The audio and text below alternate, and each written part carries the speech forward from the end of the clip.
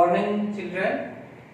आज हम लोग पढ़ेंगे रेशनल नंबर के बारे में। बहुत ही इंटरेस्टिंग चैप्टर है और इस चीज को क्लास 6, 7, 8 में भी आप पढ़े हैं। रेशनल नंबर क्या है, ये रेशनल नंबर क्या है, और इसी बेस्ड हम लोग सॉल्यूशन देखेंगे। इसमें दो फ्रैक्शन के बीच में, दो नंबर के बीच में रेशनल नंबर कैसे निकालते हैं उसके बारे में पढ़ेंगे। तो क्लास 6, 7, 8 में भी पढ़े हैं कि दो नंबर के बीच में रेशनल नंबर कैसे निकालते हैं, लेकिन यहाँ पर उस मेथड का यूज हम लोग नहीं करेंगे क्योंकि हम लोग क्लास 9th में हैं, इसलिए 9th के स्टैंडर्ड का जो मेथड है उस मेथड का हम लोग यूज करेंगे। तो सबसे पहले देखेंगे कि रेशनल नंबर क्या है। पहले भी आप पढ़ चुके हैं रेशनल नंबर के बारे में। रेशनल वर्ड जो है English alphabetical English word ratio से लिया गया है। यह नंबर जैसा कि हम देखेंगे P/Q के फॉर्म में होगा। Q मीन्स क्वोशिएंट होता है। तो रेशनल नंबर स्टार्ट करते हैं। रेशनल नंबर में देखेंगे कि the number which can be expressed in the form of P/Q, the number which can be expressed in the form of P/Q are known as rational number where P and Q are integers and Q not equal to 0. P/Q means क्या? A/B भी हो सकता है, C/D भी हो सकता है, X/Y भी लिख सकते हैं। ऐसा नहीं है कि P/Q ही लिखेंगे। P/Q लिखने का मतलब हुआ या P/Q कहने का मतलब हुआ कि जो नंबर फ्रैक्शन के फॉर्म में, जो नंबर फ्रैक्शन के फॉर्म में हो, चाहे वह P/Q के फॉर्म में हो, A/B के फॉर्म में हो या C/D के फॉर्म में, जिसमें न्यूमरेटर हो और जिसमें डिनोमिनेटर हो। तो जो नंबर P/Q के फॉर्म में हो और कंडीशन है Q not equal to 0 means denominator is not equal to 0। Denominator कभी भी 0 नहीं होना चाहिए। ध्यान दीजिएगा, रेशनल नंबर का डिनोमिनेटर 0 नहीं होना चाहिए। P/Q is in lowest form. Lowest form या स्टैंडर्ड फॉर्म आप पढ़ चुके हैं। स्मॉलेस्ट जिसमें कॉमन फैक्टर 1 होना चाहिए लोएस्ट फॉर्म में। जैसे कि हम आपको एग्जांपल देके बताते हैं। जैसे लोएस्ट फॉर्म का मतलब हुआ कि जैसे कि हम फ्रैक्शन लिखते हैं, मान लीजिए लिखे हैं यहाँ पर 16/20 है। यह फ्रैक्शन को हम कैंसिल करेंगे, 4 4 जा 4 5 जा 4 और 5 हुआ।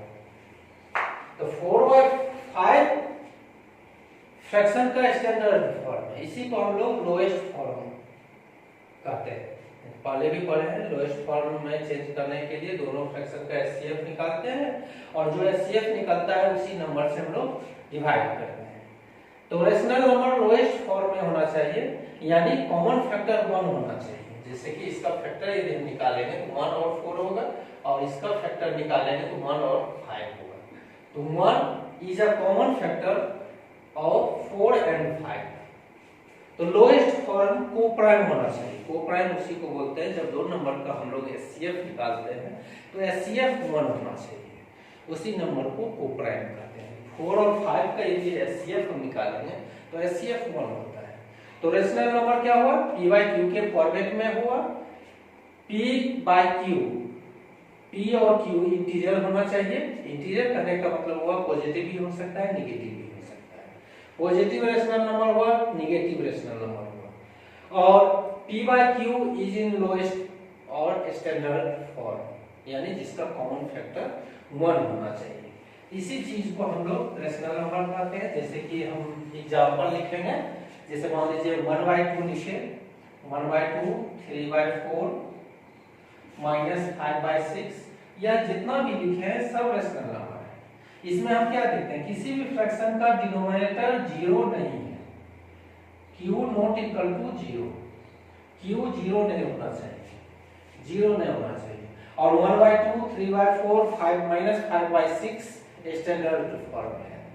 तो रेशनल नंबर हम लोग इसी को बोलते हैं। इसमें आप देखिएगा, आप मेंसुरेशन में पढ़े होंगे पाई के बारे में। पाई का वैल्यू हम लोग क्या लिखते हैं, 3.14 लेते हैं, इसके आगे भी होता है। तो दोनों में क्या डिफरेंस है? पाई यह आपका रेशनल नंबर है,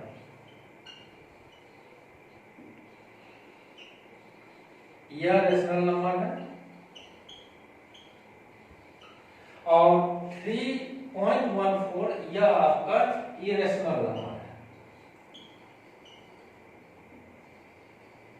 हम इसमें आगे पढ़ेंगे इरेशनल नंबर के बारे में, जो नॉन टर्मिनेटिंग हो, डेसिमल में जिसका रिप्रेजेंटेशन हो, जैसे √2, √3, 2√2, √5, इस ढंग से जितना भी नंबर होगा सारा नंबर इरेशनल नंबर कहलाता है। तो पाई मेरा क्या है, रेशनल नंबर है। क्लियर? क्योंकि पाई का एक और वैल्यू लिखते हैं 22/7। देखिए p/q के फॉर्मेट में है और डिनोमिनेटर 0 नहीं है, तो यह रेशनल नंबर है। लेकिन इसका वैल्यू 22 में जब 7 से डिवाइड करेंगे तो वो नॉन टर्मिनेटिंग होगा, 3.14 और आगे तक निकलेगा। तो ये डेसिमल फॉर्मेट में है, तो इसलिए इसको हम लोग इरेशनल नंबर कहते हैं। क्लियर? पाई ध्यान दीजिएगा, पाई रेशनल नंबर है और पाई का जब वैल्यू 3.14 लिखेंगे, यह क्या होगा, इरेशनल नंबर होगा। क्लियर?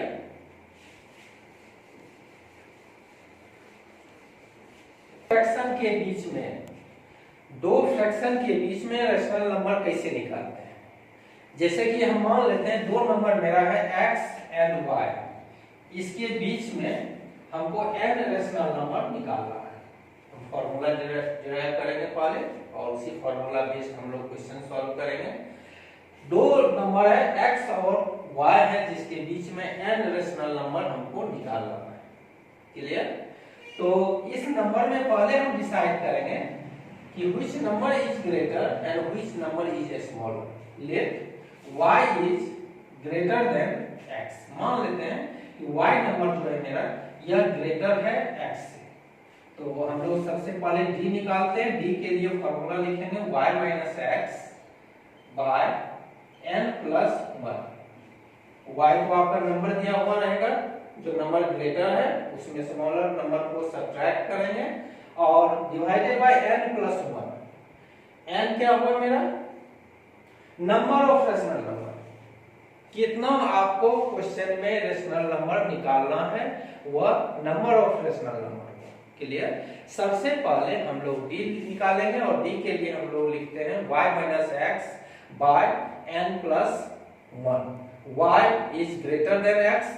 x और y आपको दो नंबर, दो फ्रैक्शन, दो डेसिमल में दिया हुआ रहेगा और n हुआ नंबर ऑफ रेशनल नंबर। कितना रेशनल नंबर आपको क्वेश्चन में कहता है निकालने के लिए। क्लियर? तो सबसे पहले d निकालेंगे, d को लिखेंगे y minus x by n plus 1। Clear? d निकालने के बाद रेशनल नंबर का जो फॉर्मेट हम लोग लिखते हैं वह होगा x plus d, first rational number. Second होगा x plus 2d, x plus 3d, x plus 4d। इसी ढंग से हम आगे लिखेंगे x plus md होगा। जितना रेशनल नंबर आपको कहेगा निकालने के लिए, x आपको क्वेश्चन में ही दिया हुआ है, जो नंबर आपका स्मॉलर है वह x है और d को आप निकाल चुके हैं y minus x by n plus 1 के फॉर्मेट से।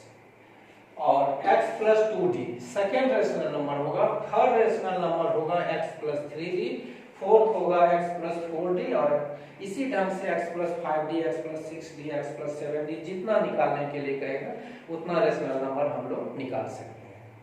तो सबसे पहले दो नंबर दिया हुआ है, नंबर देके आपको बताते हैं।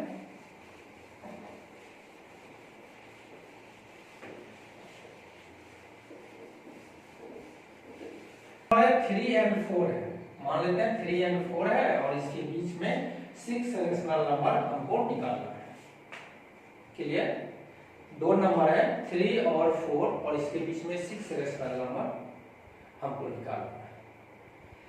तो दो फ्रैक्शन के बीच में या दो नंबर के बीच में बहुत रेशनल नंबर होता है। एक चीज ध्यान दीजिएगा कि कभी कभी ऐसा होता है कि रेशनल नंबर हम निकालते हैं दो नंबर या दो फ्रैक्शन के बीच में, और जब आंसर मैच करवाते हैं तो आंसर नहीं मिलता है। क्योंकि जरूरी नहीं है कि हम जो दो फ्रैक्शन के बीच में रेशनल नंबर निकाले हैं वही आंसर आपको दिया हुआ है, क्योंकि दो नंबर या दो फ्रैक्शन के बीच में बहुत रेशनल नंबर होता है। तो दो नंबर है मेरा 3 और 4 और दोनों के बीच में 6 रेशनल नंबर हमको निकालना है। यहाँ पर हम क्या देखते हैं, जो नंबर स्मॉलर है वह मेरा x है, x इक्वल 3 और ग्रेटर नंबर 4 है। यहाँ पर नंबर ऑफ रेशनल नंबर क्या होगा, 6 होगा, n इक्वल 6 होगा। हम फॉर्मूला आपको बताए थे d equal y minus x by n plus 1। यहाँ पर पुट कीजिए, y आपका 4 है, 4 minus 3 by 6 plus 1 equal 1/7। d हम निकाल लिए 1/7। क्लियर। हम आपको रेशनल नंबर का फॉर्मेट बताए थे कि x plus d first rational number होगा, सेकेंड होगा x plus 2d, x plus 3d। इसी ढंग से हम रेशनल नंबर निकाले थे x प्लस md। यहाँ पर आपके पास x है जो स्मॉलर नंबर है, d आप निकाल चुके हैं 1/7। x और d का वैल्यू पुट कीजिए, फर्स्ट रेशनल नंबर निकलेगा, यहाँ पुट कीजिएगा सेकेंड निकलेगा, यहाँ पुट कीजिएगा थर्ड निकलेगा। और इसी ढंग से जितना रेशनल नंबर हमको निकालने के लिए कहेगा x plus 4d, x plus 5d, x plus 6d हम निकाल सकते हैं। यहाँ पर x आपका है 3 और d निकला है 1/7। सेकेंड है x 3 है प्लस 2d है, 2 मल्टीप्लाई 1/7, 3 प्लस 3 मल्टीप्लाई d 1/7। इसी ढंग से आप निकाल सकते हैं, ढेर सारा जितना भी रेशनल नंबर निकालने के लिए कहेगा हम निकाल सकते हैं। यहाँ देखिए 3 प्लस 1/7, इसको हम फ्रैक्शन का एडिशन करके निकाल लेंगे। यदि आप डायरेक्ट भी लिखना चाहते हैं तो डायरेक्ट भी लिख सकते हैं, 3 1/7 लिखेंगे। यहाँ 3 प्लस 2 को 1 से मल्टीप्लाई करेंगे तो 3 प्लस 2/7 होगा, यानी 3 2/7, 3/7। इसी ढंग से और आगे तक हम निकाल सकते हैं रेशनल नंबर। जितना रेशनल नंबर कहेगा निकालने के लिए उतना रेशनल नंबर हम लोग निकाल सकते हैं। आप इसको सॉल्व करके दिखा सकते हैं, जैसे कि यहाँ पर निकला है मेरा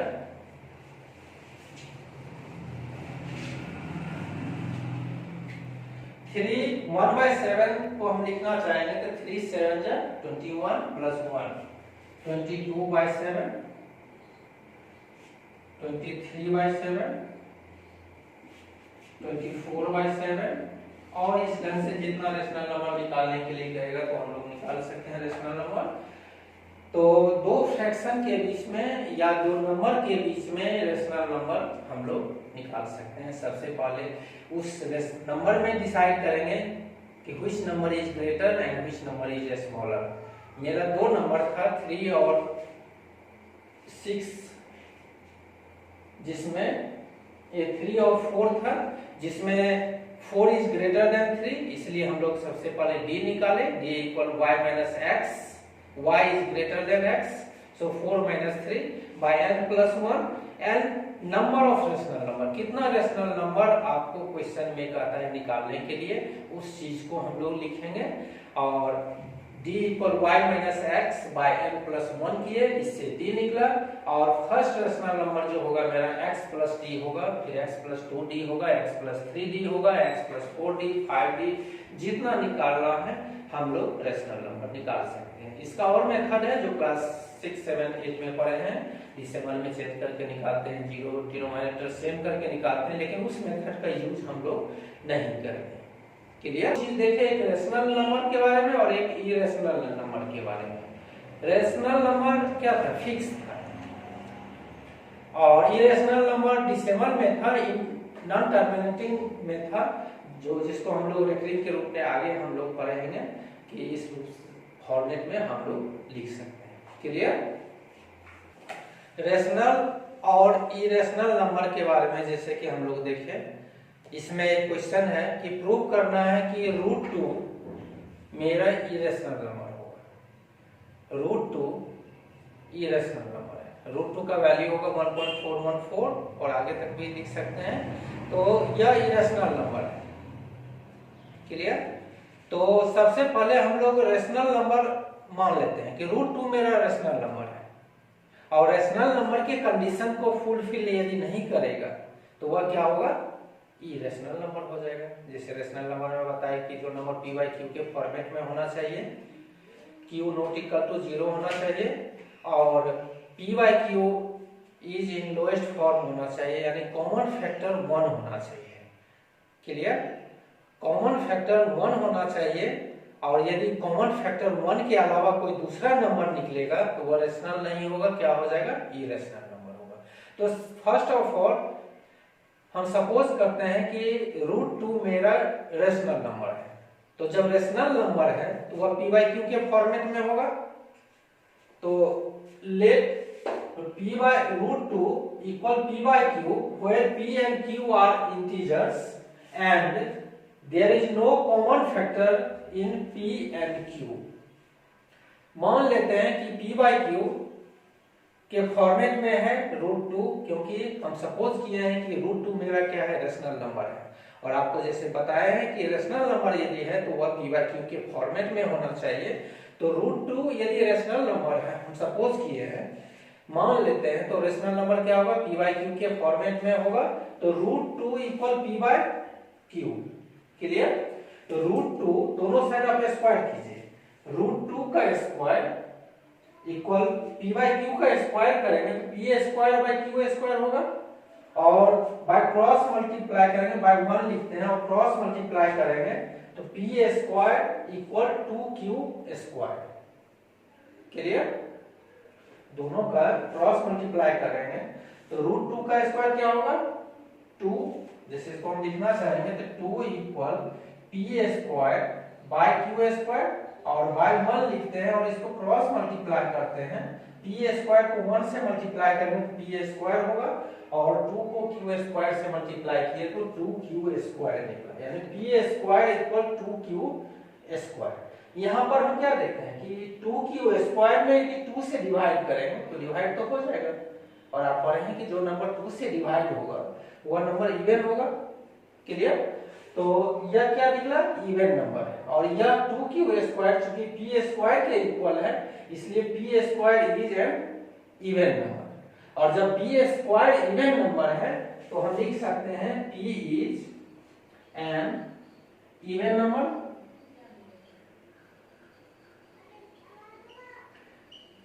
क्लियर?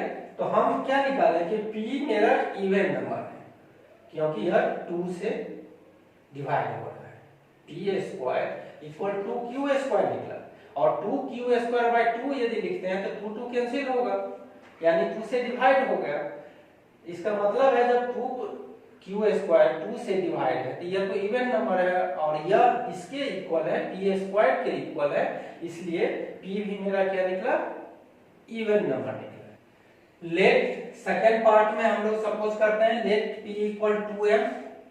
यहां पर ध्यान दीजिएगा, मेरा क्वेश्चन है √2 इज, हम सपोज किए थे रेशनल नंबर, लेकिन प्रूव करना था इरेशनल नंबर, तो p इक्वल 2m लिखिए। अगर क्वेश्चन में √3 रहता तो यहाँ p इक्वल 3m लिखते, क्वेश्चन में यदि √5 रहता तो p इक्वल 5m लिखते। यहाँ पे ध्यान दीजिएगा, इस पार्ट को चेंज करना है। यहाँ पर मान लेते हैं p इक्वल 2 है। क्लियर? दोनों साइड हम स्क्वायर करेंगे, p square equal 4m square, और p स्क्वायर का फर्स्ट पार्ट में हम वैल्यू निकाले थे 2q स्क्वायर। क्लियर? तो p स्क्वायर के बदले 2q स्क्वायर लिखेंगे और इक्वल 4m स्क्वायर, और 2 को उस साइड हम ले जाएंगे तो डिवाइड होगा, और 2 2 जब 4 होगा, यानी q square equal 2m square. Clear? तो यहाँ पर हम क्या देख रहे हैं? 2m स्क्वायर में यदि 2 से डिवाइड करेंगे डिवाइड तो होगा, इसलिए यह क्या हुआ? इवन नंबर होगा। और यदि 2m स्क्वायर इवन नंबर है और यह इक्वल है q स्क्वायर का, इसका मतलब हुआ कि q स्क्वायर भी मेरा क्या होगा, इवन नंबर होगा। क्लियर? और जब स्क्वायर हटाएंगे, जब q स्क्वायर इवन नंबर है तो q भी मेरा इवन नंबर हुआ। तो यहाँ पर हम क्या देखें कि एक नंबर था p बाई q, इससे पहले हम लिखे थे कि p को 2 डिवाइड किया था, जो कि हम निकाल चुके हैं कि p मेरा इवन नंबर था, और q को भी 2 डिवाइड किया, यानी p is a common factor of 2 is a common factor of p and q। p और q को 2 डिवाइड किया, लेकिन हम आपको बताए थे स्टार्टिंग में कि रेशनल नंबर का कॉमन फैक्टर क्या होना चाहिए, 1 होना चाहिए। 1 is a common factor of p by q। p by q में सिर्फ 1 कॉमन फैक्टर होना चाहिए, लेकिन मेरा कॉमन फैक्टर क्या निकला, 2 निकला। इसलिए हम जो सपोज किए थे p by q irrational number, जो प्रूव करना था हमको कि √2 इरेशनल नंबर है, जिसको हम सपोज किए थे कि रेशनल नंबर है, यानी √2 जो रेशनल नंबर सपोज किए थे और जिसका फॉर्मेट हम लिखे थे p बाई q, उसमें कॉमन फैक्टर क्या होना चाहिए, 1 होना चाहिए, लेकिन 1 नहीं निकला, 2 निकला है। इसका मतलब यह रेशनल नंबर नहीं है, क्योंकि रेशनल नंबर रहता तो कॉमन फैक्टर 1 निकलता। इसलिए हम जो सपोज किए थे वह मेरा सपोजिशन रॉन्ग हो गया, और p बाई q जो हम लोग रेशनल नंबर के फॉर्मेट में लिखे थे √2 को, √2 मेरा रेशनल नंबर नहीं होगा, √2 क्या होगा, इरेशनल नंबर होगा। यही कंट्राडिक्ट हो गया। कंट्राडिक्शन मींस प्रॉब्लम क्रिएट हो गया, जैसा कि प्रॉब्लम क्रिएट हुआ ना कि कॉमन फैक्टर 1 होना चाहिए, लेकिन कॉमन फैक्टर 1 नहीं निकला, 2 निकला। इसका मतलब क्या होगा कि 2 is a common factor of p by q में 2 कॉमन फैक्टर है, लेकिन कॉमन फैक्टर 1 होना चाहिए, इसलिए √2 मेरा क्या होगा, रेशनल नंबर नहीं होगा। Our supposition is wrong, √2 irrational number होगा। इसी चीज को हम लोग स्टेटमेंट के फॉर्मेट में लिखेंगे। क्लियर? जैसा कि हम आपको स्टार्टिंग में बताए थे कि कॉमन फैक्टर नहीं होना चाहिए, रेशनल नंबर में कॉमन फैक्टर 1 के अलावा नहीं होना चाहिए, और 1 is a common factor of every number. Clear? तो इसलिए p बाई q में कोई भी कॉमन फैक्टर नहीं होना चाहिए। क्लियर? तो इसी चीज को हम लिख सकते हैं कि p and q both are even number, जैसा कि हम आपको पहले बताए थे कि p भी इवन नंबर निकला था और q भी मेरा इवन नंबर निकला, and hence p and q will have a common factor 2, जिसका कॉमन फैक्टर क्या निकला था, 2। p स्क्वायर को भी डिवाइड किया था और q को भी, q स्क्वायर को भी डिवाइड किया था। लास्ट में मेरा p भी इवन नंबर निकला और q भी इवन नंबर निकला, इसलिए लिखेंगे कि p and q both are even number and hence p and q will have a common factor 2, which contradicts our assumption that there is no common factor in p and q। p and q के बीच में कोई भी common factor नहीं होना चाहिए, जबकि मेरा common factor क्या निकला था, 2 निकला था। Clear? So our assumption is wrong। हम जो सपोज किए थे कि √2 मेरा रेशनल नंबर है, वह मेरा assumption रॉन्ग होगा, √2 क्या होगा, इरेशनल नंबर होगा। क्लियर? यानी ये इसको प्रूव करने के लिए आएगा कि prove that √2 is an irrational number. तो हम रेशनल सपोज करेंगे और रेशनल नंबर के कंडीशन को फुलफिल नहीं किया, क्योंकि p बाई q के फॉर्मेट में तो हम लिखे, लेकिन कॉमन फैक्टर मेरा 1 होना चाहिए, तो कॉमन फैक्टर 2 निकला। इसलिए जब कॉमन फैक्टर 2 निकला तो मेरा assumption क्या होगा, रॉन्ग होगा। इसी चीज को हम लोग, ये पार्ट का स्टेटमेंट है, इसको कंप्लीट आपको लिखना होगा। इस चीज को हम रिपीट करते हैं कि p and q both are even number and hence p and q will have a common factor 2, which contradicts our assumption that there is no common factor in p and q, thus our assumption is wrong, so √2 is not rational number, it is a irrational number। Clear? Rational number को हम लोग 2 parts में divide कर सकते हैं, एक terminating होता है और एक नॉन टर्मिनेटिंग। टर्मिनेटिंग क्या हुआ, जिसका वैल्यू फिक्स हो, डेसिमल के आगे और आगे हम नहीं निकाल सकते हैं। जैसे कि हम 1/2 लिखते हैं, 1/2 से हम डिवाइड करते हैं तो डेसिमल में चेंज होगा तो 0.5 फिक्स है, इसके आगे कुछ नहीं निकलेगा। तो जब वैल्यू फिक्स हो इसी को हम लोग टर्मिनेटिंग बोलते हैं, ये टर्मिनेटिंग है। और जैसे कि 1/3 लिखते हैं तो 0.3333 रिपीट होगा, तो यह फिक्स तो है नहीं, कोई लिमिटेशन तो है नहीं, इसलिए इसको हम लोग नॉन टर्मिनेटिंग डेसिमल करते हैं। लेकिन जब आपको क्वेश्चन पूछा जाएगा तो क्वेश्चन में दिया हुआ रहेगा कि विदाउट एक्चुअल डिवीजन, जैसे कि अभी हम क्या किए, डिवाइड किए, तब पता चला कि टर्मिनेटिंग है या नॉन टर्मिनेटिंग है। जब क्वेश्चन आपको दिया जाएगा तो उसमें लिख देगा कि without actual division find the this fraction या this decimal is a terminating और नॉन टर्मिनेटिंग डेसिमल। क्लियर? तो फर्स्ट ऑफ ऑल सबसे पहले हम लोग डिनोमिनेटर का फैक्टर निकालेंगे, और डिनोमिनेटर का फैक्टर यदि 2 to the power m और multiply 5 to the power n, m और n means what? m means any number, n means any number। यदि डिनोमिनेटर का फैक्टर निकालेंगे और उसका फैक्टर यदि 2 to the power m और multiply 5 to the power n के फॉर्मेट में होगा तो वह टर्मिनेटिंग होगा, या सेपरेट भी हो सकता है, सिर्फ 2 to the power m होगा या सिर्फ 5 to the power n होगा, तो उसका डेसिमल जो होगा टर्मिनेटिंग होगा।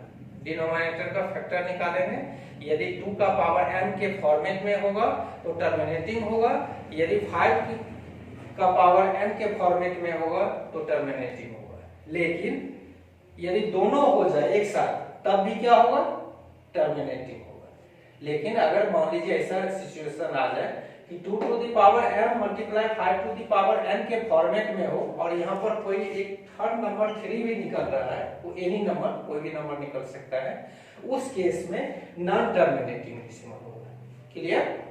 जैसे कि मेरा फ्रैक्शन है 2/13 है, 13 का यदि हम फैक्टर निकालते हैं तो 1 मल्टीप्लाई 13 होगा, ये तो क्लियर है। is not the form of 2 to the power m multiply 5 to the power n, so this fraction is a terminating decimal, no terminating। clear? This fraction is a no terminating decimal। but 7/20 का यदि हम factor निकालते हैं यहाँ पर,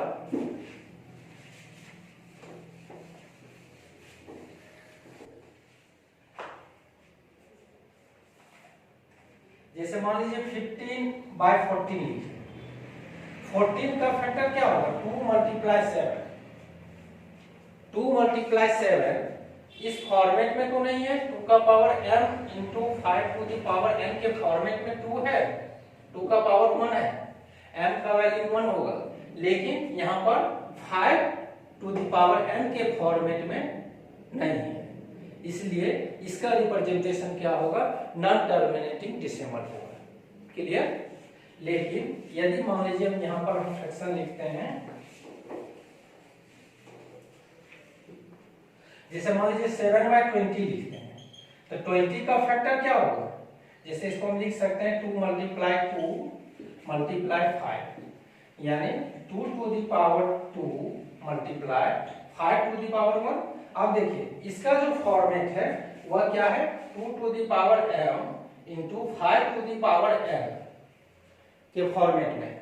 m का value क्या है, यहाँ पर 2 है और n का वैल्यू 1 है। तो यदि डिनोमिनेटर का factor 2 to the power m और multiply 5 to the power n के फॉर्मेट में होगा तो उसका रिप्रेजेंटेशन जो होगा टर्मिनेटिंग, और यदि इसके अलावा कोई नंबर निकलेगा तो वह नॉन टर्मिनेटिंग।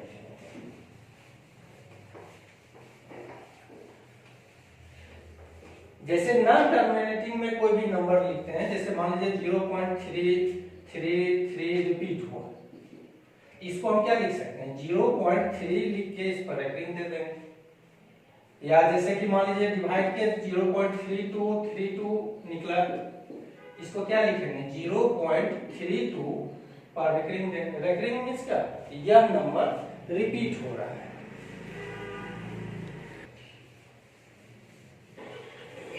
इसमें जैसे कि क्वेश्चन है 0.25 इस पर रिकरिंग है, इसको रेशनल नंबर के फॉर्मेट में हमको निकालने के लिए कहेगा। या जैसे मान लीजिए 0.3 है, इस पर रिकरिंग है।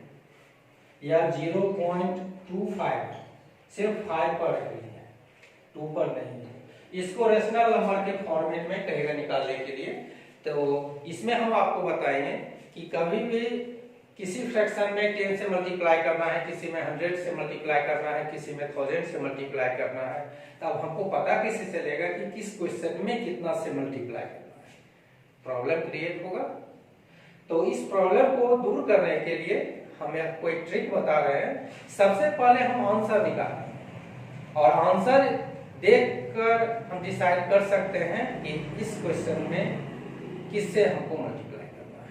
तो सबसे पहले जब आंसर निकालेंगे, यहाँ देखिए जैसे 0.25 पर रिकरिंग है, यहाँ जो भी नंबर है उसको आप लिखिए 25 और जितना डिजिट पर रिकरिंग है, जैसे 2 डिजिट पर रिकरिंग है तो डबल 9 लिखिए, उतना 9 लिखिए।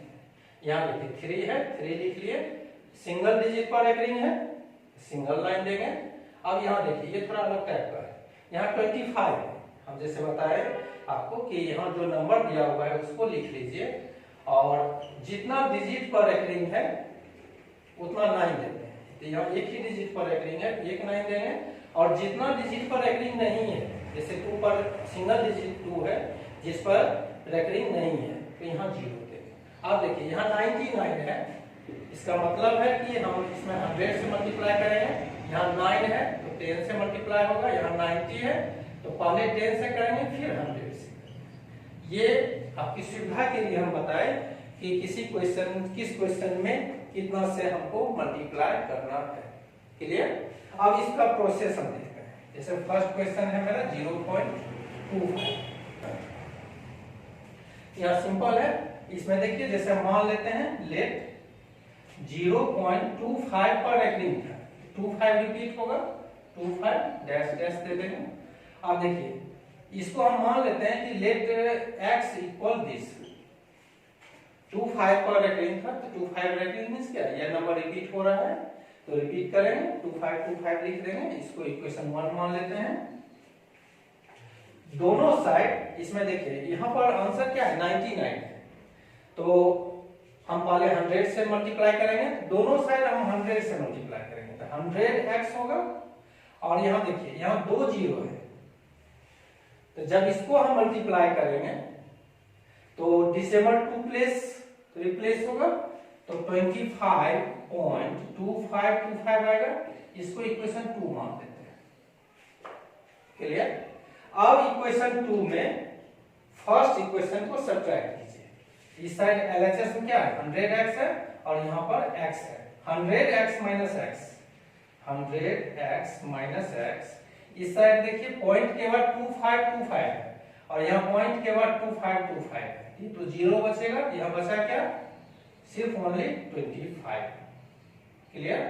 तो 100x minus x 99x equal 25, x equal 25/99। यही मेरा रेशनल नंबर के फॉर्मेट में निकल गया। तो इस टाइप से किसी भी डेसिमल को हम लोग रेशनल नंबर के फॉर्मेट में निकाल सकते हैं। जैसे इसमें देखिए एक अलग टाइप का क्वेश्चन है, जैसे इसमें आपका 90 है। मेरा क्वेश्चन था जैसे क्वेश्चन था 0.25 था और सिर्फ 5 पर रिकरिंग, इसको भी वैसे ही हम मान लेते हैं लेट x इक्वल 0.2555, क्योंकि 5 पर रिकरिंग है इसलिए 5 रिपीट होगा। इसको इक्वेशन 1 है। अब यहाँ देखिए हमको कितना लाना है 90 कैसे आएगा, यदि 100 में 10 माइनस करेंगे तो 90 आ जाएगा। इसलिए सबसे पहले इस इक्वेशन को हम 10 से मल्टीप्लाई करेंगे। 10x इक्वल, यहाँ देखिए 1 0 है, इस डिसिमल को 1 डिजिट रिप्लेस करेंगे, क्या होगा 2.555 इक्वेशन 2 हो गया। अब इसी इक्वेशन को, जो फर्स्ट इक्वेशन है, हमको चूंकि डिनोमिनेटर 90 लाना है, इसको 100 से मल्टीप्लाई करेंगे, तो 100 से जब मल्टीप्लाई करेंगे तो 100x होगा। यहाँ देखिए 2 0 है, इस डिसिमल को 2 प्लेस रिप्लेस करेंगे, 25.555 होगा। इसको इक्वेशन थर्ड मान लेते हैं। क्लियर? यहाँ 3 इक्वेशन है, इक्वेशन थर्ड में 2 को माइनस करना है, तो 100x माइनस 10x इक्वल, यहाँ देखिए यहाँ 25 डिसिमल से पहले और डिसिमल से पहले 2 है, लेकिन डिसिमल के बाद 5 है, और यहाँ भी डिसिमल के बाद 5 है। ये सब जब माइनस करेंगे तो 0 होगा, तो बचा क्या 25 माइनस 2 यानी 23। यहाँ देखिए 100x minus 10x 90x equal 23, x equal 23/90। यही मेरा py/q के फॉर्मेट में है और q नॉट इक्वल टू 0 है, इसलिए यह क्या होगा, मेरा रेशनल नंबर होगा। तो इस ढंग से रेकरिंग में दिया हुआ है, तो हम लोग रेशनल नंबर के फॉर्मेट में चेंज कर सकते हैं। क्लियर? आगे हम लोग देखेंगे, इसमें एक नया टॉपिक है आप लोग के लिए, रेशनलाइजेशन। रेशनलाइजेशन क्या होता है? किसी भी फ्रैक्शन के डिनोमिनेटर में जो लिखा हुआ है उसी से न्यूमरेटर और डिनोमिनेटर को हम लोग मल्टीप्लाई करेंगे। इसमें सिर्फ साइन चेंज करेंगे, जैसे कि आपका क्वेश्चन है कि 5/√5 माइनस √3 है। क्लियर? इसको रेशनलाइज करना है, तो रेशनलाइज जब करेंगे तो नीचे जो लिखा हुआ है यानी डिनोमिनेटर में जो लिखा हुआ है इसी से रेशनलाइज करेंगे, लेकिन सिर्फ यहाँ का साइन चेंज होगा। यदि माइनस है तो प्लस करेंगे, प्लस है तो माइनस करेंगे। जैसे कि इसको रेशनलाइज करना है तो √5 प्लस √3 और बाय √5 प्लस √3 से रेशनलाइज कर देंगे। यदि दोनों कैंसिल होगा तो फिर तो मेरा क्वेश्चन आ गया। अब यहाँ पर हम देखते हैं बीच में मल्टीप्लाई कर सकते हैं, इसको हम लोग क्या लिखेंगे 5 मल्टीप्लाई √5 माइनस प्लस √3, और नीचे देखिए यहाँ पर है, इसको यदि हम a सपोज करते हैं और इसको b सपोज करते हैं तो a माइनस b और into a plus b। Clear? आप पढ़ चुके हैं कि आइडेंटिटी में a plus b into a minus b क्या लिखते हैं formula, a square minus b square. a square करना है तो √5 का स्क्वायर करेंगे और माइनस b स्क्वायर करना है तो √3 का स्क्वायर करेंगे। यहाँ देखिए ये इसको लिखेंगे 5 इंटू √5 और माइनस प्लस √3 डिवाइडेड √5 इंटू √5 25 होगा, 25 का रूट क्या होगा 5 होगा, या 5 और माइनस √3 का स्क्वायर 3 होगा, 5 माइनस 3 यानी यहाँ पर क्या निकलेगा 5/2 √5 प्लस √3। क्लियर? यही मेरा सॉल्यूशन होगा। तो किसी भी फ्रैक्शन को जब रेशनलाइज करने के लिए कहेगा तो सबसे पहले जो डिनोमिनेटर में है उसी से मल्टीप्लाई करना होगा और सिर्फ उसके साइन को हम लोग चेंज करते हैं। एक अलग टाइप का इसमें रेशनलाइजेशन में क्वेश्चन है, जैसे कि आपका क्वेश्चन है √3 minus 1 by √3 plus 1 equal a plus b √3। Clear? इसको रेशनलाइज करेंगे और find the value of a and b। इसका एलएचएस टर्म जो है यानी √3 माइनस 1 डिवाइडेड बाय √3 प्लस 1 इसको रेशनलाइज करेंगे। आरएचएस टर्म वैसे ही लिखेंगे।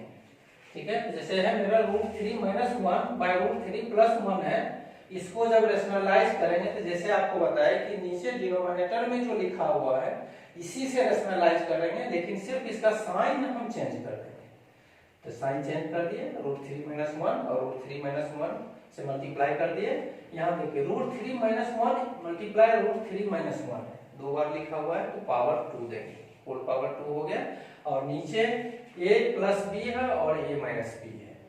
रैशनलाइजेशन में याद रखिएगा कि जब भी डिनोमिनेटर को हम सॉल्व करेंगे किसी भी क्वेश्चन में, तो उसका format a + b × a - b ही आएगा, और जिसको हम लोग आइडेंटिटी का यूज करेंगे, a + b × a - b क्या लिखते हैं, a² - b²। क्लियर? इसको लिखिए √3 का स्क्वायर - 1 का स्क्वायर, और √3 का स्क्वायर 3 और 1 का स्क्वायर 1। अब ऊपर में देखिए a - b का होल स्क्वायर, आप पढ़ चुके हैं, a - b का whole square, a² + b² - 2ab। a square करना है, √3 का स्क्वायर करेंगे, b² + b², 1 का स्क्वायर 1 ही होगा, -2ab।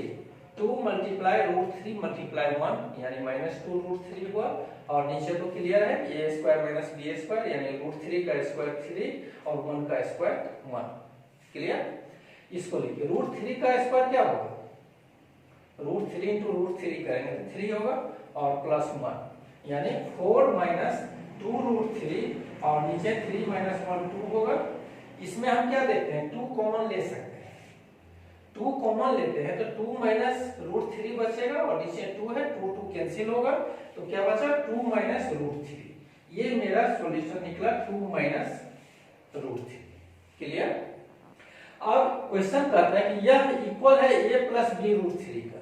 यहाँ देखिए इसको लिख रहे हैं a + b √3 है, इसका मतलब क्या हुआ, a के स्थान पर क्या है, 2 है, a का वैल्यू 2 होगा, और √3 तो है यहाँ पर, इसलिए b का जो वैल्यू होगा वह क्या होगा, यहाँ -1 होगा। a 2, और चूंकि यहाँ पर प्लस है और यहाँ माइनस है, b √3 है, इसलिए b का जो वैल्यू होगा, √3 को यदि 1 से मल्टीप्लाई करेंगे तो √3 होगा, इसलिए b का जो वैल्यू होगा -1 होगा। इस ढंग से रैशनलाइज करके हम लोग a और b का वैल्यू निकाल सकते हैं। क्लियर? तो इस ढंग से आप किसी भी बुक से बनाइएगा, एनसीईआरटी या सेगलवाल या किसी दूसरे राइटर के बुक से, तो रैशनल नंबर का जो भी क्वेश्चन है, जो बेसिक कॉन्सेप्ट है, बस इतना ही है। हम इसमें आपको बताए रैशनल नंबर क्या है, प्रूव करके बताए √2 मेरा रैशनल है कि इरेशनल है, जैसा कि उसमें क्वेश्चन में दिया हुआ था, इरेशनल था, हम रैशनल सपोज किए, और रैशनल के कंडीशन को फुलफिल नहीं किया तो वह इरेशनल नंबर हुआ। उसके बाद देखें कि टर्मिनेटिंग और नॉन टर्मिनेटिंग रिप्रेजेंटेशन क्या था, हम डिवाइड करके आपको बताए कब टर्मिनेटिंग होगा, कब नॉन टर्मिनेटिंग होगा। लेकिन जब आपको क्वेश्चन दिया जाएगा तो क्वेश्चन में लिखा हुआ रहेगा कि विदाउट एक्चुअल डिवीजन, बिना डिवाइड किए हुए बताइए।